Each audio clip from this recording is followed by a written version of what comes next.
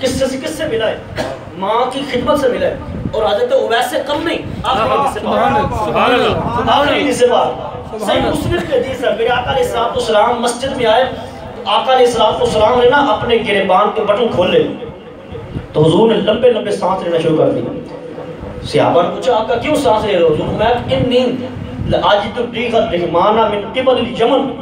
فرمایا کہ میرے غلاموں میں یمن سے نا اپنے عاشق کی خوشبو سونگ رہا ہوں. اب یہاں پہ اگر میں اسی کی بحث پہ آ جاؤں نا خوشبو کی بات پہ تو گھنٹوں بہت ساری لمبی گفتگو ہو سکتی ہے. میں صرف یہاں پہ ایک نقطہ سمجھا کے آگے چلتا ہوں کہ حضور نے کیا فرمایا. بیٹھے حضور کہاں پہ ہیں؟ مسجد نبوی میں.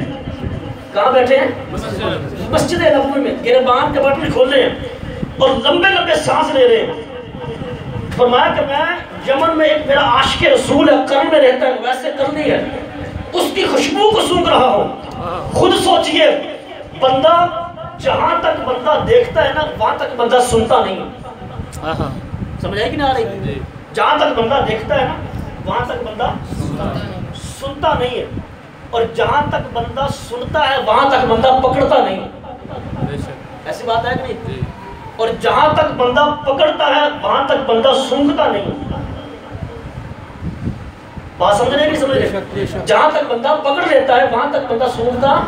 آپ نے خوشبو سونگنی ہو تو بالکل قریب کرتے کہ نہیں کرتے؟ پھول کو بالکل قریب کرتے ہیں کہ نہیں کرتے؟ کلی کو بالکل قریب کرتے ہیں کہ نہیں کرتے؟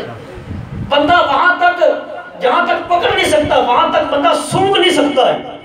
آقا علیہ السلام کو غلاموں اس نبی کی عظمت کو قربان سلام نہ پیش کروں, اس نبی کی شان کو سلام نہ پیش کروں کہ جو نبی سونگتا اتنی دور تک ہے وہ نبی پھر پکڑتا کتنی دور تک ہوگا.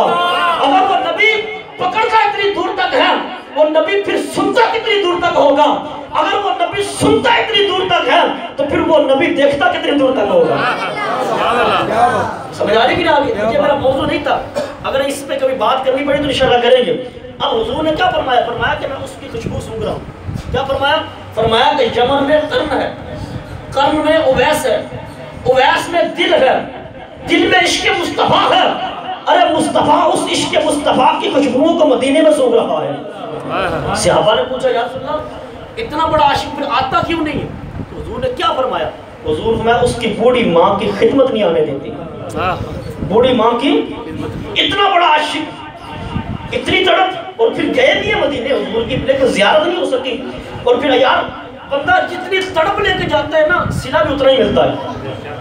آپ نے ابھی چند دن پہلے ایک بابے کی ویڈیو دیکھی ہو, وہ عرب کے اندر جو بلوچستان کا جو ہے یار, وہ اس کا عشق تو دیکھے نا, اس کی محبت تو دیکھے نا حضور کے ساتھ, اس کا پیار تو دیکھے نا کہ یار اس کے پاس تو موبائل بھی نہیں ہے کہ سیلفی لے کے لوگوں کو بتا سکے کہ میں عمرہ کرنے آ گیا ہوں. اس کے پاس جو کپڑے بھی تھے وہ بھی کہتا ہے میرے پاس گم ہو گئے. 12 سال تک ہجر کی چکی میں چلتا رہا, 12 سال تک عشق مصطفیٰ میں وہ تڑپتا رہا کہ کب وہ سونے کا روزہ نظر آئے گا. وہاں پہ مدینے میں بڑے بڑے محدث بھی گئے ہوں گے, وہاں پہ اس وقت بڑے بڑے گورنر بھی گئے ہوں گے, ملک کا پاکستان کا 3 وقت کا وزیر اعظم نواز شریف بھی گیا ہوا تھا. اسے اتنی عظمت نہیں ملی, اسے اتنا پروٹوکول نہیں ملا. ملک کے بادشاہ بھی گئے تھے, اسے اتنا مقام نہیں ملا. اگر مقام ملا ہے تو بلوچستان میں بیٹھنے والا ایک چکی میں اور بکریاں چلانے والے بابے کو جتنا مقام ملا کسی کو نہیں ملا. کیوں؟ اس لیے کہ وہ بابا دنیا کے لیے نہیں گیا تھا, وہ بابا دنیا کو دکھانے کے لیے سیلفیوں لینے کے لیے نہیں گیا تھا, وہ بابا عشق مصطفیٰ کی طرف لے کے گیا تھا. اس بابے کی عاجزی دیکھو, اس بابے کی محبت دیکھو. میں حیران ہو گیا. وہ کہتا ہے یار جب میں مدینے آیا تو مجھے پتہ ہی نہیں تھا حضور کا روزہ کہاں پر ہے. اس سے بڑھ کر سادگی ہو سکتی ہے؟ ہم نے تو تصویریں دیکھی نا کہ یہ حضور کا روزہ ہے, سبز گنبد نظر آ رہے. وہ کہتا ہے مجھے میں لوگوں سے پوچھ رہا تھا کہ یار حضور کا سونے کا روزہ کہاں پر ہے, سونے کا روزہ کہاں پر ہے. اس سے یہ پتہ چلتا ہے وہاں پر پیسے نہیں دیکھا جاتا, وہاں پہ حسن و جمال نہیں دیکھا جاتا, وہاں پہ دولت نہیں دیکھی جاتی, وہاں پہ قد کاش نہیں دیکھا جاتا. وہاں پہ اگر دیکھا جاتا ہے تو عشق مصطفیٰ دیکھا جاتا ہے. ارے وہی عشق مصطفیٰ میرے آقا نے ویسے کرنی کا سونگا اور فرمایا کہ اس کی بوڑھی ماں نہیں آنے دیتی ہے. اور پھر کیا مقام ملا؟ یہ مقام ملا کہ حضور نے نا اپنا جبہ اتارا, حضور نے جبہ اتارا اور اتار کر فرمایا کہ میرے اویس کو میری طرف سے تحفہ عطا فرما دینا. اس سے علماء نے یہ بات لکھی، علماء نے لکھا ہے کہ اس سے یہ پتہ چلتا ہے کہ جو بندہ اپنے ماں باپ کی خدمت کرتا ہے نا وہ مدینے والے کی نظروں میں آ جایا کرتا ہے. اگر چاہتے ہو نا تو مدینے والا کرم کر دے، کرم ہو سکتا ہے بے شک بے شک، سمجھا ہے کہ نہیں؟ وہ بڑا کریم آقا ہے. اگر چاہتے ہو کہ آقا کی طرف سے کرم ہو جائے پھر والدین کے ساتھ اس نے سلوک سے پیش آؤ. آخری حدیث بات، آج ہر بندہ پریشان ہے. میں نے آپ کے سامنے ساری حدیثیں پڑھی.